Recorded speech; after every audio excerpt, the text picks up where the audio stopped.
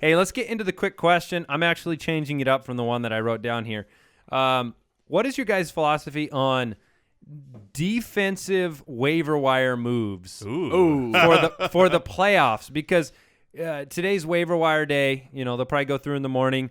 You are, for most people, this next week is the final regular season week, which means playoff positioning.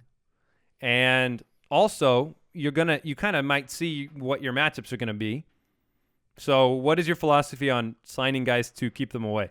I think it is case by case. Scott Chandler, for example. No, that's what I was going to bring up. I will be doing this in our league today. So Andy and I, Foot Clan, in our league of record, I'm the number 1 seed right now. Just got to throw that out there. I know. It has no bearing on this story. It does, because if Andy beats me by more than 37 points in a head-to-head matchup this week, he overtakes the bye week, and I fall from 1 to 3. So I need to make sure he doesn't have a big boom game, and he just lost Gronk. So you're saying you might lose the 1 seed to a team that started 1-4? Is that what you're saying? That's what I'm saying. You don't win championships at the draft. #Andy37. Yeah. So get that 37. So get that 37 points. In a situation where you've got a heads-up matchup that something big is going to happen, I think that it's wise to look at your opponent and go, oh, he needs a blank, and there's only one blank out there, or something like that. If that situation exists, you'd be foolish not to try to swoop in and make his team worse. But, of course, you don't want to do it at the expense of your own team and drop someone very valuable for you in your playoff run. So you've just got to use discernment in there.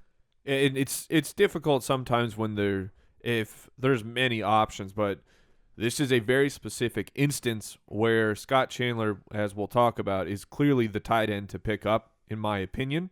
So if I can, in Jason's situation, I would do the same thing. I would spend some quiche, and I'd get Scott Chandler on my team as long as I have someone I can drop. Andy's out of fab.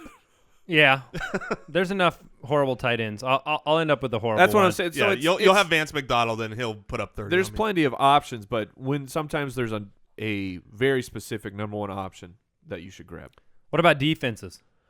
I have currently 2 defenses on my roster. Almost every single playoffs I will have multiple defenses on my roster.